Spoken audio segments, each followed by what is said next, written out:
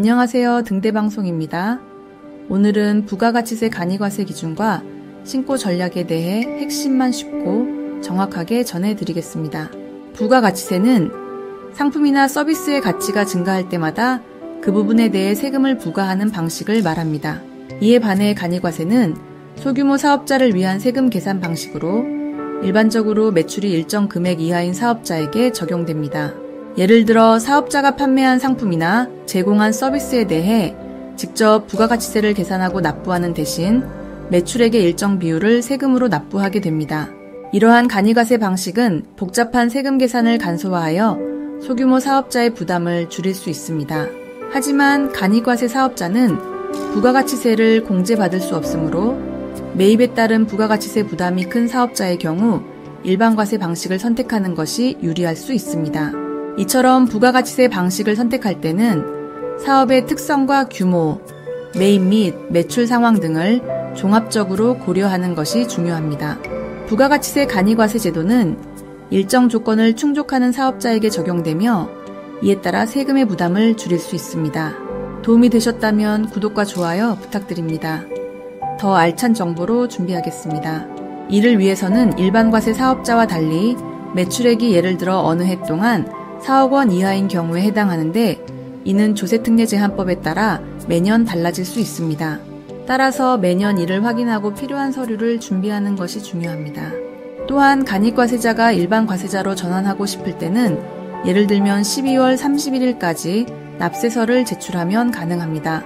이러한 절차를 이해하고 활용함으로써 사업자는 세금 부담을 줄이고 경영 효율성을 높일 수 있습니다. 부가가치세의 간이과세자는 일정한 수입 이하의 자영업자나 소규모 사업자를 말하며 이들은 일반 과세자에 비해 상대적으로 적은 세액을 부담하게 됩니다.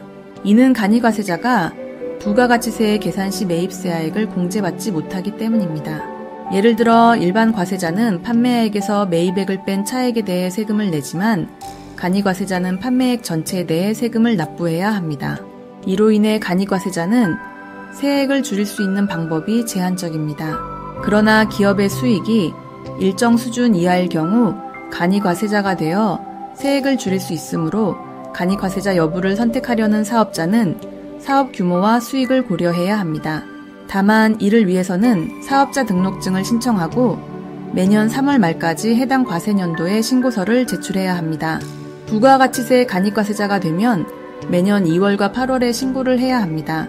이때 꼭 기억해야 할 점은 신고하는 금액은 매출액이 아닌 부가가치세로 이는 매출액에서 매입세액을 뺀 금액입니다. 신고를 위해서는 간이과세자 부가가치세 신고서와 간이과세자 부가가치세 명세서를 작성하셔야 합니다.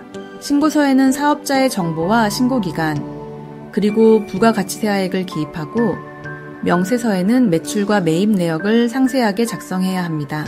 이를 국세청 홈페이지에서 제공하는 홈택스 시스템을 통해 제출하시면 됩니다.